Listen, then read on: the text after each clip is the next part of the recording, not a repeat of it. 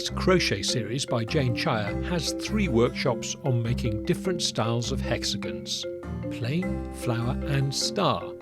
They are all made the same size, having 9 on the final round count. Once the various hexagon shapes have been sewn together, you need to tackle the outside edge. And in the 4th and final workshop of this series, Jane shows you how to do this. To make the finished project more interesting, Jane suggests you could think about using several colours.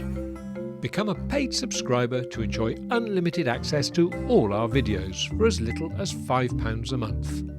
You can also purchase a series or individual workshops to create your own personal library with on-demand access. Happy crocheting!